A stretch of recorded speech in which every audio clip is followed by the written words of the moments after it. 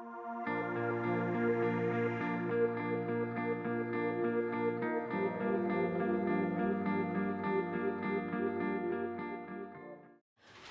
so this is a closer work package 9 that I've been working on along with my Stafford and also colleagues David Bann, Rebecca Hardy, Catherine Gale and Alyssa Goodman.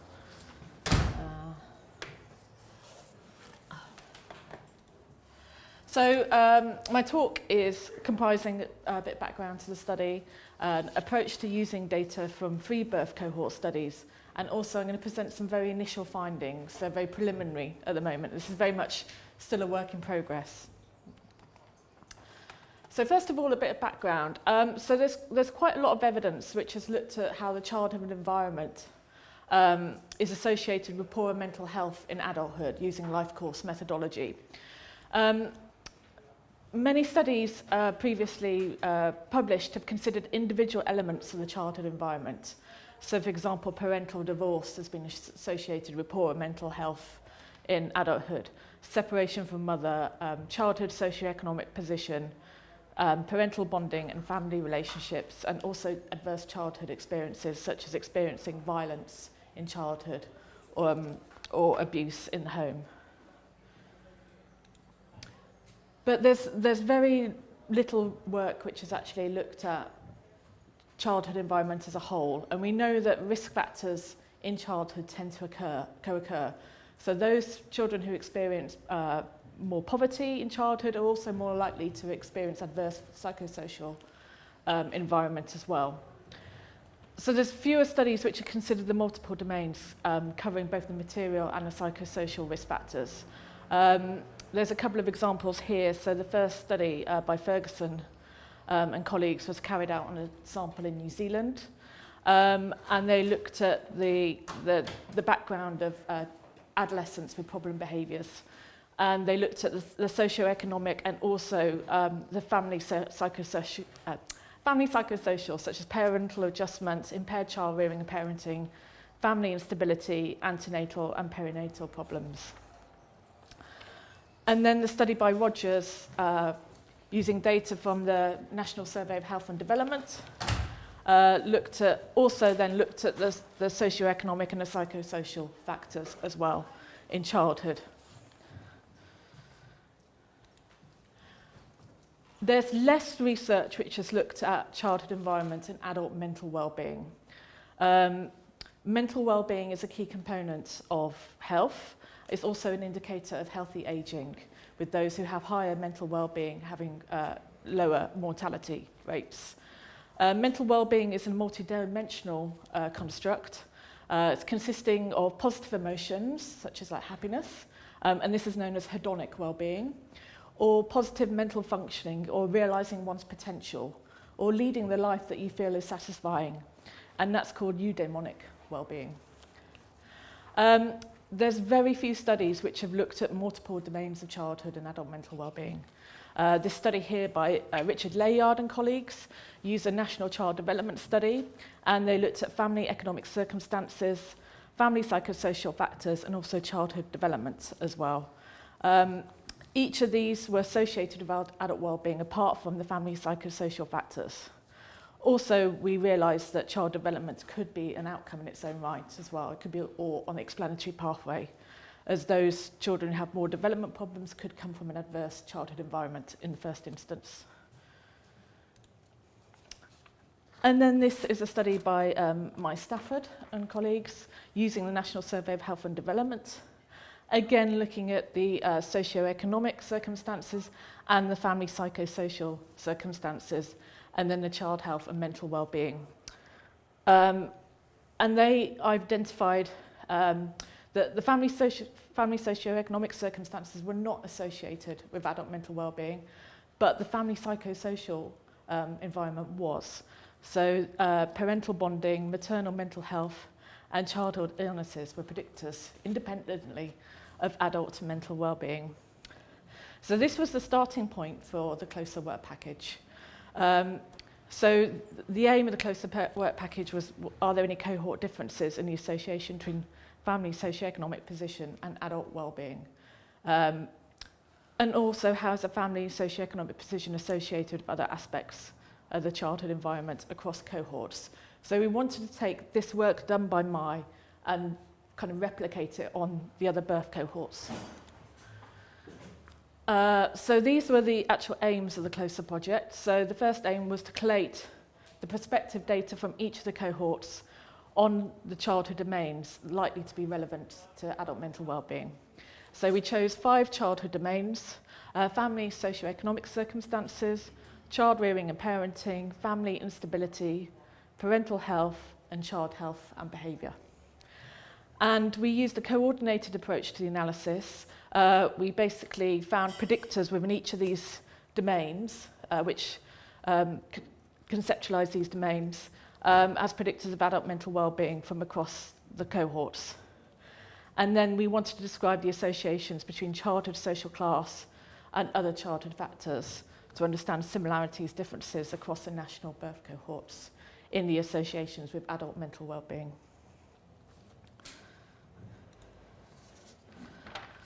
So for this part of the study which I'm talking about today, we used data from 3 birth cohort studies. So the National Survey of Health and Development, who were born in 1946, the National Child Development Study, born in 1958, and the British Cohort Study, who were born in 1970.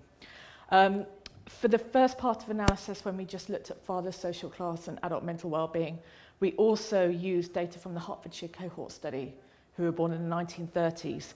But unfortunately, for the wider childhood environment, they just don't have the data available on the HCS. So we couldn't use that data set for this particular part of the analysis. So now I'm going to talk about how we derived some of the measures across the different domains for the 3 cohorts. Our outcome was the Warwick-Edinburgh Mental Wellbeing Scale, also known as WEMWBS. It's a 14-item scale on a 5-point Likert scale, and it looks at kind of positive mental well-being. And you can total up each of the 14 items to give a total score ranging from 14 to 70, with 70 being very high levels of well-being. It was used on all of the 3 cohorts.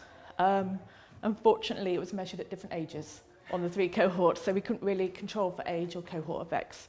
So NSHD was at 63 years, NCDS at 50 years, and the BCS-70 at 42 years.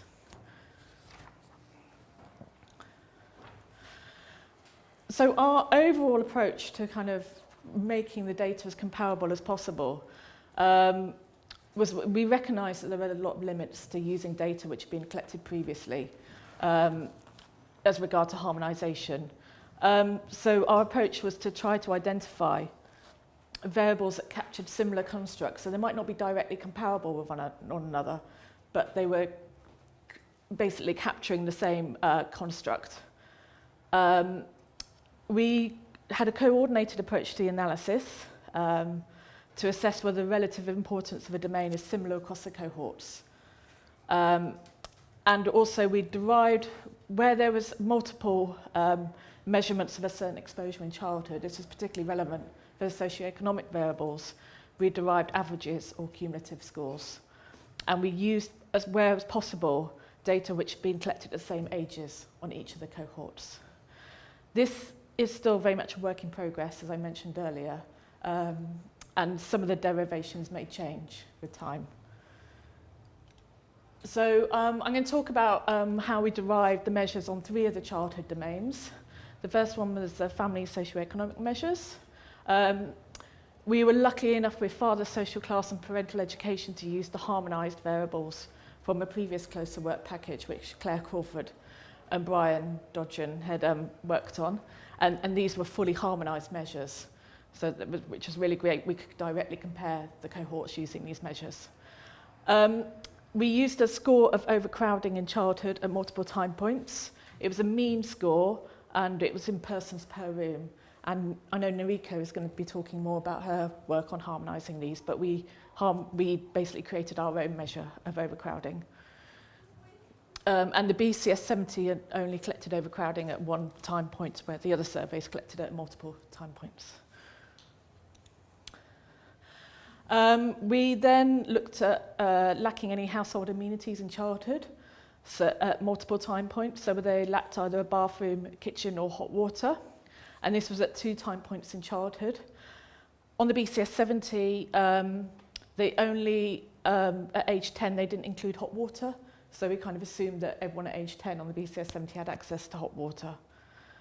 But this may not have been, might not been the possible. And then we had tenure at 2 points in childhood, so whether they owned or rented. And then the other measure of family socio-economic position was teen parents as well.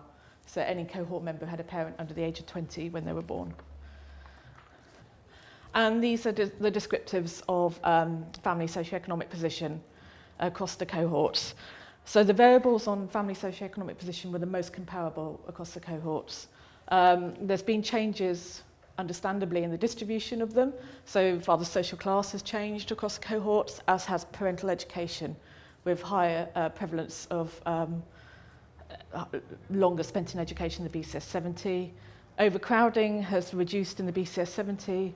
And then tenure has changed as well, with more home ownership in the later born cohorts. Fewer lack of household amenities, but subsequently more teen parenting in the BCS 70. So this is kind of what you would expect. And then the psychosocial measures. Now, these were not quite so comparable on the cohorts. So we basically looked at what was in each of the cohorts and saw what was most relevant to that particular domain. So whether breastfed or not, this was taken at birth. Or no, I think it was actually taken maybe a couple of years later, wasn't it? 7 in NCDS. Yeah, that was it, yeah. And then parental interest in child's education. So NSHD, this was taken at 11 years. And it's also both teacher and parent reported. It's an average across the two. Well, in the NCDS and the BCS 70, it's only teacher reported. And then we had measures of parental bonding, so how well the respondent got on with their parents. And it was quite different on each of the surveys. So the NSHD and the BCS 70 had the parental bonding instruments, but they were different on the two surveys. On the NSHD, it was asked retrospectively at age 43, whilst on the BCS 70, it was collected prospectively at age 16. On the BCS 70, it's a shortened version of the parental bonding instrument as well. It's only 11 items, while on the NSHD, it's 24 items. And also on the NSHD, it's asked for each parent separately. So it's asked 24 for mother, 24 for father, whilst on the BCS 70, it's just asked about both parents. So they're different, slightly different measures. And they were derived into parental care and overprotection. And then on the NCDS, they didn't have the parental bonding instrument.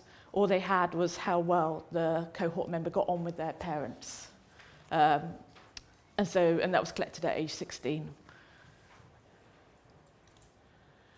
So these are the descriptors for breastfeeding and parental interest in education. So breastfeeding is more prevalent on the earlier born cohort, whilst parental interest in education is higher on the later born cohort, the BCS 70.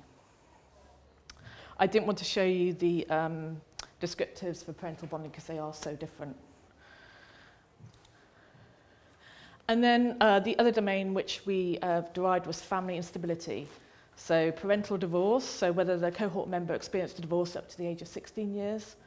And then separation from mother as well, because we know that's associated with mental health. This was different on the cohorts. On the NSHD and the NCDS, it was more about short-term, overnight separation from the mother. Well, on the BCS 70, it's much more long-term separation as well. So they're different, slightly different measures. And then also we looked at residential moves as well, the number of moves during childhood, whether they moved at all or 1 to 3 times or 4 or more times. And these are the descriptives from those. So you can see here with separation from mother, it's a very different measure on the cohorts, particularly the BCS 70.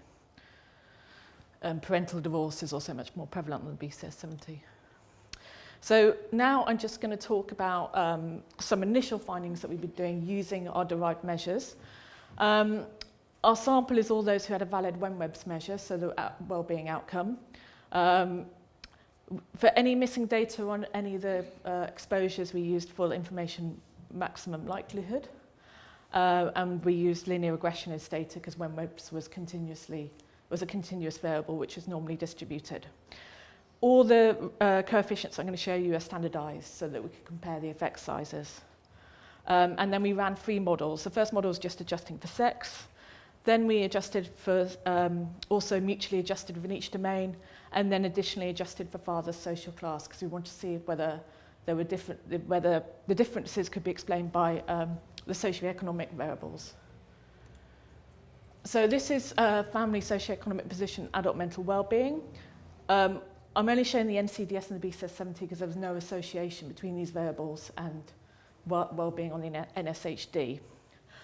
Father's social class we changed into a Reddit score where it takes into account the changing distribution of father's social class. And the Reddit score is from 0 to 1, with 0 being the highest father's social class possible and 1 being the lowest. So here those who were in the lowest father's social class had lower levels of well-being compared to those in the highest father's social class. So on the NCDS, all the measures apart from teen parenting were associated with adult mental well-being, but once mutually adjusting, only lack of amenities and overcrowding were independently associated with adult mental well-being. And then on the BCS-70, all of the measures, when just adjusting for sex, were associated with adult mental well-being. But then when mutually adjusting, it was father's social class, mother's education, overcrowding and tenure, which were independently associated. And there seems to be a stronger association between the family socio-economic variables and adult mental well-being on the BCS-70 than on the other cohorts. And this is child rearing and adult mental well-being. So the NSHD, it was only the parental bonding measures which were associated with adult mental well-being, whilst on the NCDS it was there was a kind of slight association with breastfeeding, but it was mainly kind of the parental bonding ones and lack of parental interest in education. On the BCS-70, all of the parental and child rearing variables were associated with adult mental well-being. What was interesting is that it was a similar pattern across the cohorts, that there wasn't really much attenuation when mutually adjusting or when adding in father's social class. So even though we're using quite different measures, there seems to be quite a similar pattern across the cohorts. And then this is family instability and adult mental well-being. NSHD, there was no association with family instability and adult mental well-being. On the NCDS, there was a slight association with separation from mother, which was attenuated by father's social class. And on the BCS-70, parental divorce was associated with adult mental well-being. And it didn't really change even when adjusting for father's social class. So we kind of want to look into this a little bit further.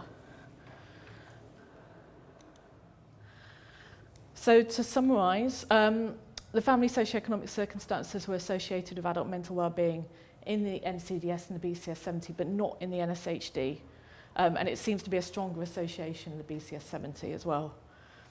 We did have quite a few comparability issues with the family psychosocial variables. But despite these comparability issues, we did find a similar pattern across the cohorts, with, particularly with child rearing. They're showing a similar association with adult mental well-being, which wasn't explained by the socioeconomic position in childhood. So that our next steps are to continue with the other childhood environment domains. And also we're interested in looking at how family psychosocial domains are socio-economically patterned. So what's the association with, say for instance, father's social class and each of these family psychosocial variables. And just to acknowledge our kind of supervisory panel, David Bann, Rebecca Hardy, Alyssa Goodman and Catherine Gale, and Brian and Claire Crawford for the harmonised father social class measures, and also Closer for funding this project.